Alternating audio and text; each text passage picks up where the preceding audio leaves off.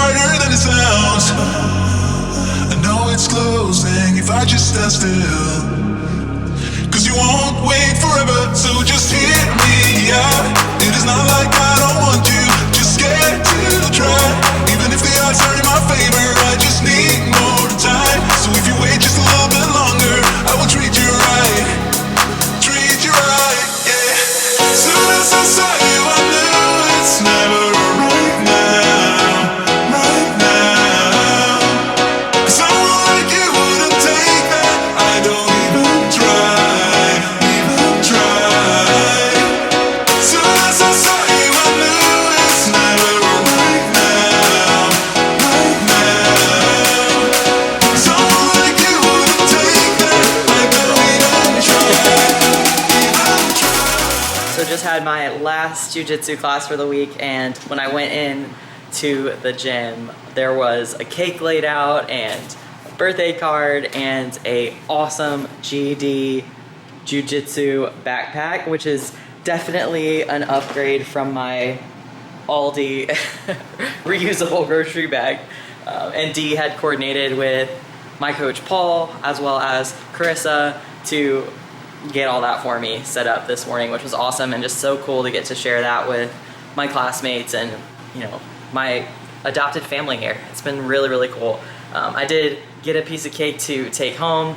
I did get a little bit of the chocolate off the side, but I'm definitely gonna be saving this for later as I'm a little too close to wait to do that, and I'll probably end up in a sugar coma. And I'm also not supposed to be eating gluten, so probably not the best thing, but you know, it's my birthday, so we'll see. This was an awesome last class. I felt so good, and it was just so amazing to go in and have such a great class. Zach worked with me a lot today and really let me just like work on my game, starting with my collar drag and then moving forward from there. So that was helpful to just get that dialed in and then end up in different positions and be able to tap into a move or two from each position. So definitely feeling like my game is coming together and my body's feeling good. I'm gonna see Damaris again tomorrow for a little bit more body work, and we'll be good to go. Today they released the schedule, so I'll get an idea of what timing is gonna look like on Saturday, but it definitely sounds like it's gonna be midday as kids will be going in the morning. So I was hoping it'd be a morning match, but that's okay. It'll give me some time to chill, move around a little bit, get warm, you know, get some water in, ideally, as long as weight's in a good spot, and go from there. So today, that was my last jiu-jitsu training session. I will do a little bit of cardio today and then just some stretching, really, you know, respect my body, give myself some time to rest over the next couple days and dial everything in from there.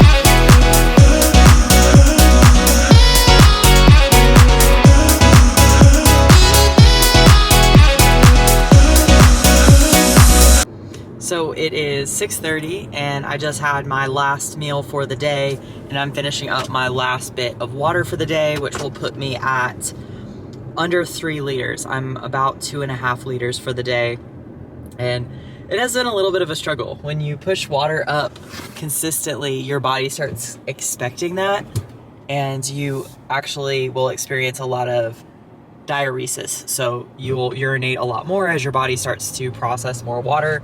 And then when you drop water, and I'm cutting it in half, you experience like a slight dehydration effect. So your body will stop holding as much water because it's still in more or less the habit of excreting so much water that it doesn't quite sense that you've reduced intake. So it's still expelling water at the same rate, but you're taking it in at a much lower rate. And then you combine that with a reduction in salt and a reduction in carbs, both of which are going to cause you to retain more water, and overall you're able to drop a little bit of water weight. So that's the goal right now. Not doing anything super drastic. I'm definitely not completely dropping salt. Actually, in this water, I'm having my athletic greens along with some magnesium biglycinate and some electrolytes, Dr. Berg's electrolytes. It's a very slight sodium in that. It's like 40 milligrams. But I tend to do a ton of sodium in the day. I have only ever tracked sodium for prep, at the end of prep during peak week. And other than that, I could like eat salt with a spoon. It's just something I've always really craved. My body seems to utilize it really well, so I always just go based on what my body's telling me. So for me, definitely not cutting out salt. I want muscular performance to be good. I don't want to do anything drastic, but easy enough to just reduce the amount of salt, pull out everything seasoning, and that probably halves my salt intake. That'll help a little bit with the water retention. I'm pretty close to weight. I will have about a pound to play with, most likely, just depending on what happens over the next couple days. But that'll be enough to get in some fluid before the match. I probably won't do any food, or I'll just do some like honey or pomegranate juice, and otherwise just hold steady. Right now, my match is scheduled around 1:45 on Saturday. So I'll chill through the morning, probably get some activity in just to get warm, definitely do some mobility stuff, and then go hit the mats and warm up leading into it. And I'll be walking you through all that. So today I'm feeling awesome. I started my period, and I'm telling you, man, it makes a massive difference. Like, PMSing is no joke.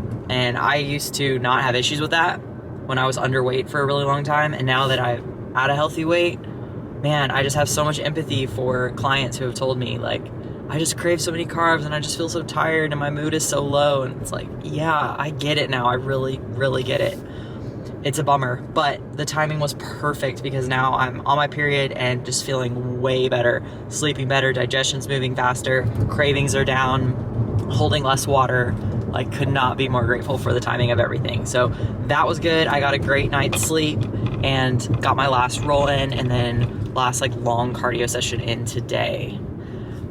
And now I'm headed to the store because one thing I've probably never gotten over, perhaps from disordered eating, perhaps from being a bodybuilder, which the two go hand in hand, I would say, and, you know, perhaps from being on a plan for the past few weeks and liking the consistency of that, I don't really want to switch up food, and I ran out of avocado, so this necessitates a store run. Obviously I could use other fat sources, but I just don't really want anything other than avocado, so it's worth it. It'll get me some extra steps in through the day as well, get me out of the house for a minute too. So I'm running to the store to pick that up, and then gonna just cap off the evening and chill a little bit. I've really learned a lot this week. This has really made me think whether or not I want to cut down to the lower weight class next time, considering I did have to cut for this one and only lost a few pounds, which is great and fine, and I'll absolutely make weight. But to be able to make the lower weight class, I would need to drop like probably 8 to 10 pounds. And knowing that it already caused my period to be late, knowing that it led to a lot of bodily fatigue and even just like mental lowness, mood decline, I just don't know if it's worth it for me, especially with my history. I really want to believe that I won't be influenced by the fact that I had anorexia for so long, but it's like ingrained into my mind and body. And when I feel that sense of starvation and just complete rundown and fatigue, it just feels really stressful on my body. It makes me feel very panicky. So definitely some trauma there from just like literally starving myself throughout high school and college, but that's okay. I needed to learn this, and I'm still learning a lot about my body. Whether or not I will cut down for the Naga tournament in October, I'm not sure. That would only be about 5 pounds, so it doesn't seem too out of the question. But all I know is I will definitely need a bit of a deload after this week. Pull food up a bit next week. Already got froyo on the books for this weekend for birthday celebration. Drop some fatigue over the next couple weeks and then start pushing again from there and really just see how my body responds at that point.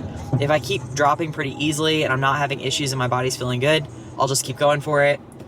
If not, I may just stick to this weight and learn to be extremely skillful here, even if I'm not the heaviest. It's interesting how much that can weigh into an athlete's perception of their ability to perform. And when I've talked to people who have performed for a long time, a lot of them don't care about weight that much. It's been really interesting.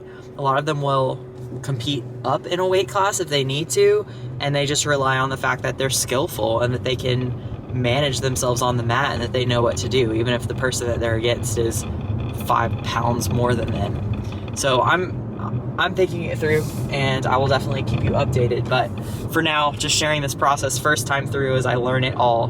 This is like the raw footage. As a coach, I really like to be prepared when I share information. I'd like to be informed before I educate. But part of this YouTube channel from the beginning has been sharing a journey, and I learn along the way and I mess up along the way, and it's more or less just sharing the process of learning, even when I'm wrong or even when I have to learn the hard way. So I hope that's helpful for those of you who are competing or thinking about competing, just to get an idea of what it's like and what you might learn along the way, and maybe learn from some of my mistakes and insight so you don't have to struggle so much in your own journey. But for now, gonna go get some avocados, call it a night.